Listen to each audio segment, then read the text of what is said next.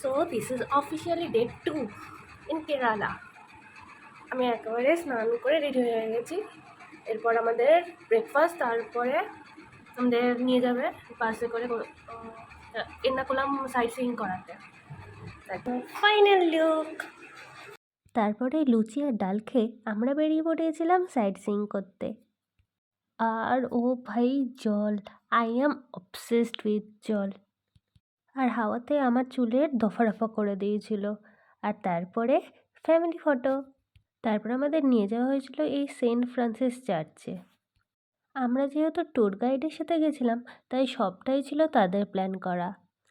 আর এই চার্চের পাশেই একজন পেন্টিংস নিয়ে বসেছিল।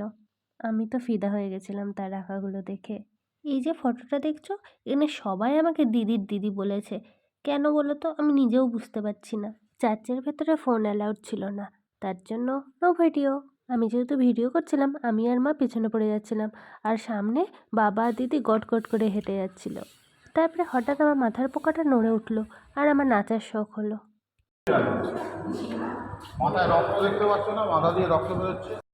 তারপর গেছিলাম এই মিউজিয়ামে, যার একটা অংশ জলের তলে অনেক দিন আগেই তলিয়ে গেছে। আর কালেকশন কি বলবো, ব্যাপক ব্যাপক অ্যান্ড ব্যাপক।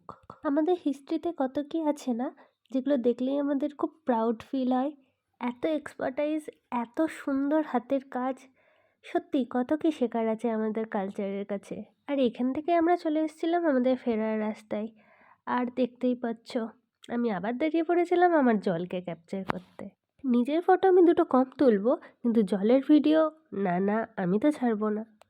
তারপর আমরা 3 ভাই বোন দাঁড়িয়ে পড়েছিলাম এই কর্ন কিনতে।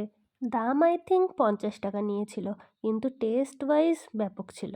আর ইনি কর্ন খেতে খেতে কী যে ভাবছিলেন, দিলেন নিজের পাটাকে মচকে। এত সুন্দরভাবে যদি আমি আমার লাকটাকেও ধরে রাখতে পারতাম, তাহলে যে কী ভালোই না হতো। যাকগে ওসব emotional Tux, now let's dance. এত জোরদার ডান্স হচ্ছিল, আমি তো ভাবছিলাম আর 2 সেকেন্ড পরে যেটি কোয়েক আসতে চলেছে। হা হা হা হা। হোটেলে ফিরে কিন্তু আমরা থেমে থাকিনি। আমরা কোথায় যাচ্ছিলাম? পার্ক কাম সি বিচ টাইপ ছিল।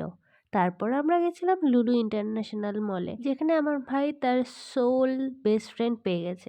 আমরা গোটা মলের 1% ঘুরে হোটেলে ফিরে এসেছিলাম, নাহলে আমরা রাতের ডিনার পেতাম না গো। আজকের মতন এই পর্যন্তই, বাই।